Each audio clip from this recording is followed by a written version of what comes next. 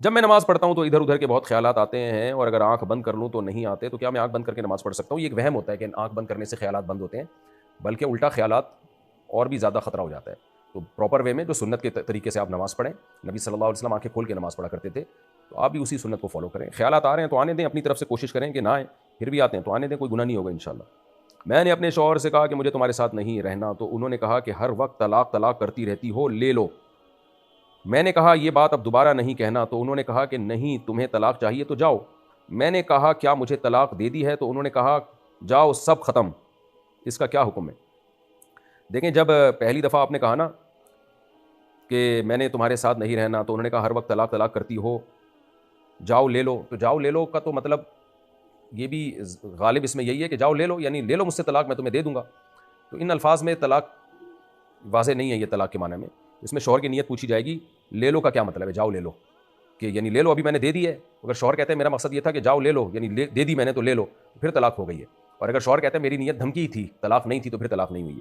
اس طرح دوبارہ جب آپ نے کہا کہ یہ بات اب دوبارہ نہیں کرنا، تو انہوں نے کہا کہ نہیں، تمہیں طلاق چاہیے تو جاؤ، تو اس میں بھی دو مبہم کلام ہے یہ، تمہیں طلاق چاہیے تو جاؤ، یعنی جاؤ لے لو، میں دینے کے لیے تیار ہوں، یہ بھی مطلب ہو سکتا ہے، اور اس کا مطلب یہ بھی ہو سکتا ہے تمہیں طلاق چاہیے تو جاؤ، یعنی دے دی میں نے۔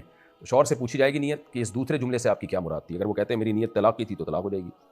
اور تیسرا جملہ جو آپ نے کہا، میں نے کہا مجھے طلاق دے دی ہے، تو انہوں نے کہا جاؤ سب ختم، اس کا کیا حکم ہے؟ تو یہ جو طلاق کے الفاظ ہیں، اور واضح قرینہ بھی ہے کہ جب اس نے بیوی نے کہا کہ آپ نے کیا مجھے طلاق دے دی ہے، تو شوہر نے کہا جاؤ سب ختم، تو یہ جو الفاظ ہیں نا، یہ طلاق بائن کے الفاظ ہیں، یہ کنایا طلاق ہے، اور اس میں قرینے سے صاف پتہ چل رہا ہے کہ سب ختم کا مطلب یہ ہے کہ نکاح ختم ہو گیا یہاں پہ۔ تو اس میں ایک طلاق بائن واقع بہرحال ہو چکی ہے۔ باقی پچھلے دو جملوں سے کیا مراد تھی، وہ جب تک شوہر ایکسپلین نہیں کرتا اس کے بارے میں فتویٰ نہیں دیا جا سکتا۔ ایک طلاق بائن واقع ہو گئی ہے، کم سے کم ایک طلاق بائن بہرحال واقع ہو چکی ہے۔ بہتر یہ ہے کہ یہ طلاق کے اس طرح کے جو آپس کی ڈیبیٹ ہوتی ہے نا، اس میں شوہر اور بیوی دونوں کا بیان سن کے فیصلہ کیا جاتا ہے۔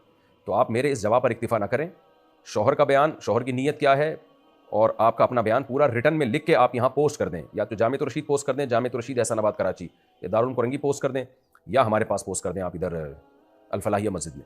تو میں پھر تحقیق کے بعد اس کا پورا جواب لکھ دوں گا، کیونکہ طلاق کے مسائل میں نا بعض دفعہ شوہر کا بیان لو تو پوری ڈیٹیل ہی مختلف ہوتی ہے اس میں، تو اس لیے اس میں جلد بازی نہ کریں۔